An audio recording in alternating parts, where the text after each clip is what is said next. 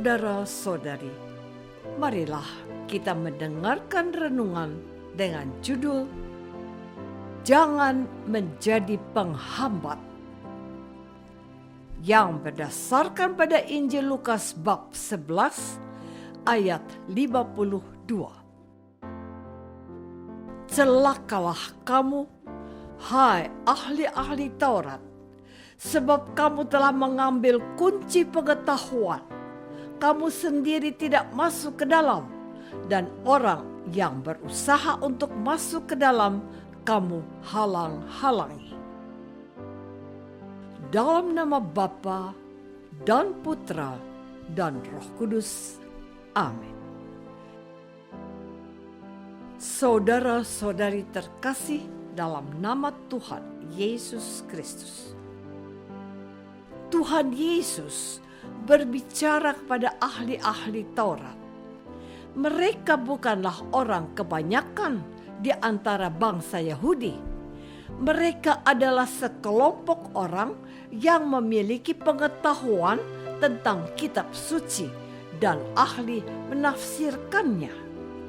Mereka menjadi penafsir resmi kitab suci setelah cukup lama mempelajarinya.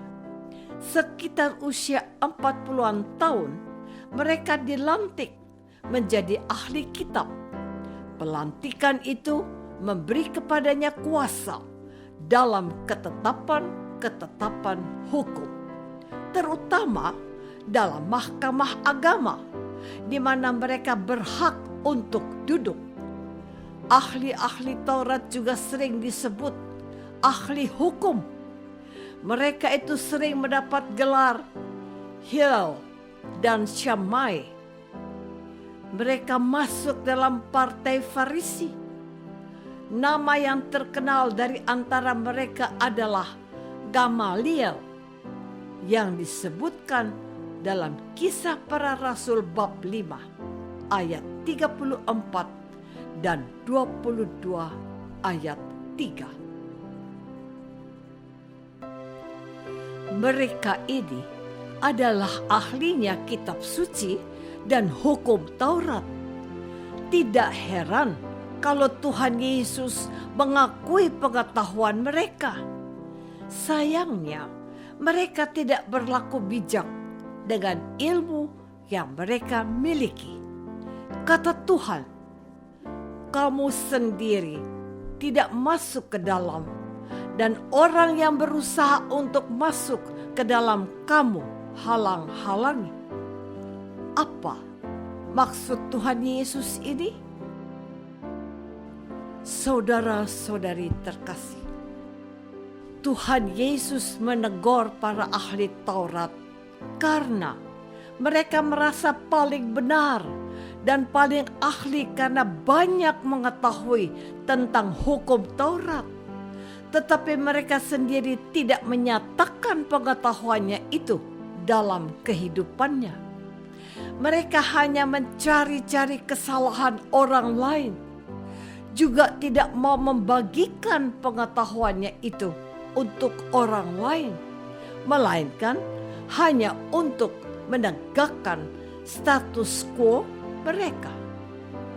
Contoh yang paling bisa kita temukan dalam kisah Injil adalah bahwa mereka mencari-cari kesalahan para murid Yesus yang melanggar hukum Sabat karena memakan gandum pada hari Sabat. Matius bab 12 ayat 1 dan 2. Juga ketika Yesus menyembuhkan orang yang sakit lumpuh pada hari Sabat. Serta masih ada banyak contoh-contoh lain yang dicatat oleh penulis Injil suci. Para ahli Taurat itu bukan saja menegur Yesus dan para muridnya agar tidak melanggar hukum Sabat, melainkan juga menghambat tindakan kasih yang dikerjakan oleh Tuhan Yesus. Jawab Yesus kepada mereka, mana yang diperbolehkan pada hari Sabat, berbuat baik atau berbuat jahat. Lukas bab 6 ayat 9. Saudara-saudari terkasih, izinkan saya mengedepankan ungkapan dari dunia hukum berikut ini. Salus populi suprema lex esto. Artinya, keselamatan rakyat merupakan hukum tertinggi. Bukankah itu jiwa dari setiap tindakan kasih yang telah dikerjakan oleh Tuhan Yesus ketika ia berada di antara bangsa Yahudi? Ia tidak menghukum orang yang bersalah, melainkan menyadarkannya supaya berubah dan menjadi orang yang lebih baik. Itulah yang dikatakan Yesus. Misalnya, kepada wanita yang tertangkap berbuat zina dan hendak dipaksa untuk dirajam oleh orang-orang yang membawa kepadanya. Setelah orang-orang yang mendakwa wanita itu pergi satu persatu karena menyadari bahwa mereka juga tidak sesempurna yang ditanyakan Yesus. Siapa tidak berdosa, silahkan melempari dia. Tuhan Yesus mengatakan sikapnya kepada wanita yang memang sudah berdosa itu. Firman-Nya, "Aku pun tidak menghukum engkau. Pergilah dan jangan berbuat dosa lagi mulai dari sekarang." Yohanes bab 8 ayat 11.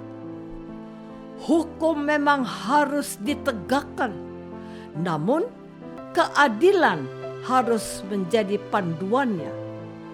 Jangan kita menyalahkan orang yang tidak berdosa, tetapi jangan membunuh harapan hidup orang yang salah dan sesat jalan hidupnya. Ingat pesan suci ini. Bencilah dosa, tetapi sayangilah pendosa. Mereka harus diberi kesempatan untuk bertobat. Mereka perlu ditunjukkan jalan yang benar, bukan sebaliknya dibiarkan berkubang dalam dunia gelap yang mengancam kehidupannya baik di dunia maupun di akhirat. Saudara-saudari terkasih, Tuhan Yesus tidak berkenan pada ahli-ahli Taurat karena mereka menjadi penghambat bagi mereka yang ingin memperoleh kebenaran yang ada di dalam kitab suci. Tuhan Yesus mencela ekses-ekses yang berlatar belakang ilmu mereka serta keinginan berlebihan mereka untuk dihormati. Mereka memiliki pengetahuan, tapi tidak dibagikan untuk kesejahteraan sesamanya. Seorang guru yang baik akan memberikan semua ilmunya kepada para murid yang kelak mewarisi ilmunya dan akan terus mengembangkannya, sebab ilmu itu tidak mungkin dibawa sampai ke liang kubur. Ilmu harus terus-menerus dibagikan. Nilai ilmu adalah jikalau itu dapat memberikan hal yang berguna bagi kesejahteraan hidup manusia. Tuhan Yesus mau kita yang telah menerima didikannya juga mengajak orang lain menemukan kebahagiaan yang telah kita alami. Jangan kita mau senang sendiri, melainkan memberi jalan bagi sesama untuk merasakan sukacita yang sama, mengalami kasih Allah dan bahagia karena dicintai. Jangan kita menghambat seseorang pun untuk berjumpa dengan Tuhan dan merasakan bahagia karena dicintai oleh Tuhan. Sukacita orang Kristen yaitu kalau banyak orang dapat bertemu dengan Tuhan dan mengalami cintanya. Apakah aku termasuk orang yang bahagia kalau melihat orang lain bahagia? Marilah kita berdoa. Bapa yang Maha Baik, bantulah kami untuk menjadi alat di dalam tangan-Mu, menjadi perpanjangan kasih-Mu, menolong orang lain untuk mengalami kehadiran dan kasih-Mu melalui cara hidup kami yang berkenan kepadamu.